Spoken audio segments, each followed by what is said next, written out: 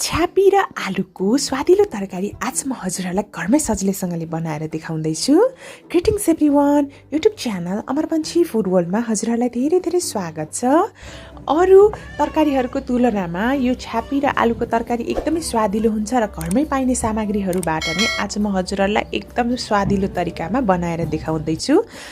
त्यसको लागि मैले यसरी 200 ग्राम छ्यापीलाई लिएँ, दुईचोटि मजाले पखालेँ। यो चाहिँ मेरो बारीको आफ्नै छ्यापी हो, एकदमै मिठो हुन्छ। यो चाहिँ खास गरेर मासुसँग मिसाएर खानुभयो भने अझ मिठो हुन्छ। यसलाई 1-1 इन्चको साइजमा यसरी काटेँ। पहिला पखाल्नु होला 2 पटक अनि मात्र काट्नु होला। हामीलाई चाहिन्छ 2वटा आलु, एउटा प्याज, रातो पाकेको गुलबेडा 2वटा जति, 2वटा रातो खुर्सानी, धनियाँको केही पत्ताहरू र लसुन अदुवाको पेस्ट चाहिँ मैले 2 चम्चा लिएकी छु। साथसाथै हामीलाई अरू चिजहरू पनि चाहिन्छ। एउटा चाहिँ मैले यसरी बाउल लिएँ, त्यसमा मैले 1 चम्चा रातो धुलो खुर्सानी राख्दैछु। खुर्सानी स्वादअनुसार राख्न सक्नुहुन्छ है। नुन खुर्सानी चाहिँ नुन चाहिँ 1 चम्चा राख्दैछु मैले। बेसार राख्दैछु 1 चम्चा जति सानो चम्चाले। जिराको धुलो आधा चम्चा र धनियाँको धुलो चाहिँ 1 चम्चा जति राखेर मजाले मिक्स गर्ने हो। यो धुलो मसला चाहिँ हामी मजाले राखेर तरकारीलाई स्वादिलो बनाउँछौँ। त्यसपछि मरिचको धुलो आधा चम्चा जति चाहिन्छ। हजुरहरूले मरिचलाई नै कुटेर राख्नु भए पनि हुन्छ र तोरीको तेल 3 देखि 4 चम्चासम्म युज गर्न सक्नुहुन्छ। प्रेसर कुकर राम्ररी तताउनु होला र तेल तताउनु होला 3 देखि 4 चम्चा है। तेल मजाले तातिसकेपछि चाहिँ हामीले प्याज र 2वटा रातो खुर्सानीलाई राख्छौँ। हेर्नुहोस् है त, अब यो प्याजलाई चाहिँ गोल्डन ब्राउन नहुन्जेल मजाले हामीले भुट्नुपर्छ। तेल चाहिँ राम्ररी तताउनु होला। तोरीको तेल चाहिँ राम्ररी तातेन भने अलिअलि स्मेल आउन सक्छ है। तेल राम्ररी तातिसकेपछि मात्र राख्ने हो।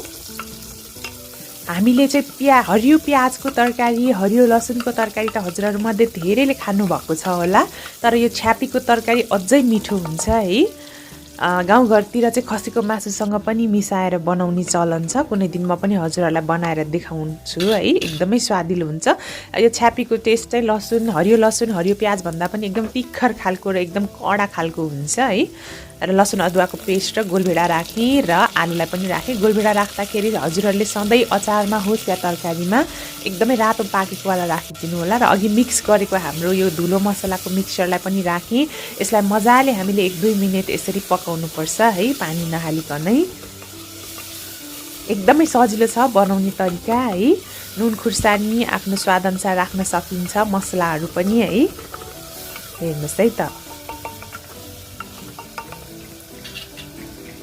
र यतिको भइसकेपछि हामी अरू चिज थप्छौँ। छ्यापीलाई राख्न सक्छौँ हामी अब चाहिँ है।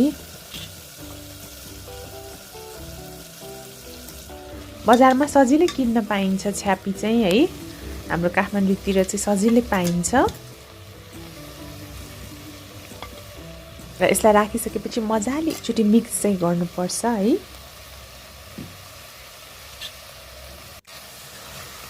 र मरिचको धुलोले चाहिँ यसलाई अझै बढी टेस्टी बनाउँछ है। हजुरहरूले यसमा बोइल गरेको कुखुराको मासुलाई राखेर पनि पकाउन सक्नुहुन्छ, एकदमै मिठो हुन्छ है। र पानी आधा कप जति मात्रै राखेँ मैले, धेरै राखिनँ है। कतिको झोल मनपर्छ त्यही अनुसारले राख्न सक्नुहुन्छ। र मरिचको धुलो आधा चम्चा जति राख्नुपर्छ हामीले है। र एकचोटि फेरि मजाले मिक्स गर्छौँ र 2वटा सिटी लगाइदिन्छौँ। हजुरहरूले मेरो च्यानल अमरपन्थी फुड वर्ल्डलाई सब्सक्राइब गर्नुभएको छैन भने प्लिज सब्सक्राइब पनि गरिदिनु होला। साथसाथै भिडियो मन पर्यो भने लाइक गर्नुहोला र मन परेन भने चाहिँ डिसलाइक पनि गर्नुहोला है त। हेर्नुहोस् त कति मजाले पाक्दैछ। अब 2वटा सिटी लगाइदिने हो। म हजुरहरूलाई टेस्ट गरेर सर्भ गरेर पनि देखाउँदैछु है। खाना, रोटी, नान, परौठा जेसँग खानु भए पनि हुन्छ। मासु मिसाएर खाँदा त अझै राम्रो है। हेर्नुहोस् त 2वटा सिटी लगाइसकेपछि यो कस्तो भयो म हजुरहरूलाई देखाउँछु।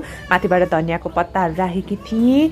एकदमै स्वादिलो तरिकामा तयार भयो। म टेस्ट पनि गर्दैछु है त।